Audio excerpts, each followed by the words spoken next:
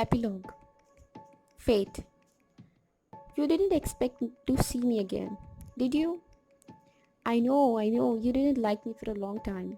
But come on, life gets boring. People take advantage of the good times and they really don't stop to appreciate them like they should. I just spiced things up a little bit. Vivan finished training his replacement and left Yadi, but kept his stock options. Path was very grateful that he stayed as long as he did to make sure the transition went smoothly. But his replacement is quite a capable young woman. I think she'd make a great partner for him in many ways. As Vivan's popularity grew, he had to hire a digital marketing assistant, kind of a male version of Ashi, but with more technical prowess. Vivan was more than happy to have an assistant so he could be on hand while Mira was doing her book tours. As he predicted, her book was widely successful, topping the bestseller list in a matter of days. And those publishers that turned their backs on her before, now they're lining up to capture her attention. Not only are there publishers calling her all the time, but Bollywood has been knocking on her door too. So to speak, with Vivan by her side, she has spoken to a few of them but hasn't made any decision yet on the movie rights. Speaking of spicing things up, I got a front row seat when Cafe Kabir was reopened. Of course, Meera and Vivan were there with Kabir and Nisha while they celebrated the grand opening of the cafe. I really thought they did a very tasteful job of pulling in some of the elements from the old cafe, like the comfortable white leather seats in the corner, while making this one different at the same time. You'll be happy to know that I nudged one of the best electricians in the city towards one of the Kabir's coffee stalls. After meeting Kabir, he cleared his calendar to make sure he could do the electrical work on the new building. You can't see me, but I'm in the right chair right across from Mira and Vivan, waiting. For what? You may ask. What could possibly keep fate waiting? A few things, really. I do have a tendency to nudge things along, but there are a few times in a person's life when I do like to sit back and wait for things to happen on their own. It must be the romantic in me. I'm tired of fighting. Mira starts with a little sigh. Oh, I know where this is going. This is going to be good. Vivan looks at her like she has just sprouted another head. Fighting? We are not fighting. Yes, she responds. You and I have been fighting a battle of swords for many years. First, we struggled to to know each other, even though we were haunted by the past. Then you and I did better, not with each other, but with the things that held us back from realizing our dreams. You had to leave your position as a banker to finally make your dream come true to travel, and I needed to fight my insecurities and gain confidence in my writing. That is true.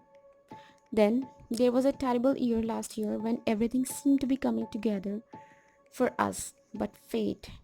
She spits out my name bitterly. Ouch! Fate decided to mess things up for us and pushed our dream off track. But we kept fighting, Vivan says. We did. Our strength was that we knew our love and our dreams were worth fighting for. She reaches out to hold Vivan's hand. They were that day and they are still now. Vivan starts to say something but Meera shushes him. One special thing happened last year, though. It happened right before things went crazy in our lives. Which was, you took me to that amazing restaurant and then you asked me to think about the possibility of marrying you. He nods softly and a smile begins to bloom on his face. I remember.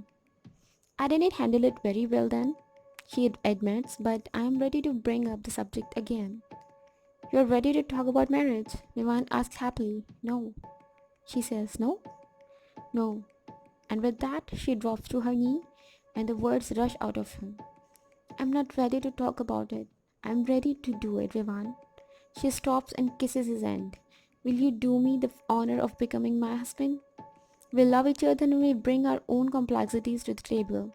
That isn't going to make for a boring life together, but a unique, adventurous one. By then, everyone in the cafe has turned to them.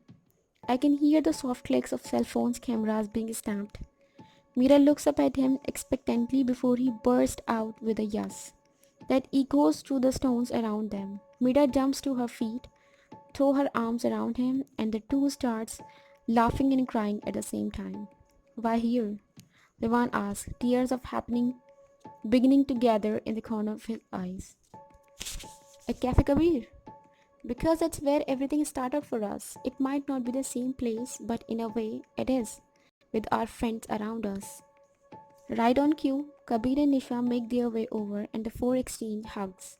Then Meera falls into his arms once more, laughing before they share another long kiss and then another. Between kisses, Meera pulls back with a more serious look on her face. I don't have a ring for you though. And with that, Vivant pulls out his wallet where he has a gorgeous engagement ring stashed. I do, he says happily and slips it on her finger before the couple embraces once more to happy applause. Through happy tears, Meera exclaims, when did you get that ring? He smiles and looks right in my direction. Well, yes, maybe I did drop the suggestion to him. Yep, call me romantic. On the other hand, those two deserved fate smiling down on them. After all, they took everything I could manage to throw at them and still managed to rein in me. That's okay. I don't mind admitting defeat at times like this. I'm more than happy to sit back and watch them enjoy the rewards they earned by defeating me. Is this happily ever after? Only time will tell. But for now, I am done with them. It is time to turn my attention elsewhere. I have a new job, a new path to shake up. I'm coming to test you next. Yes, you, my reader. I'm coming to destroy you. Will you pass my test or fail? Only time will tell.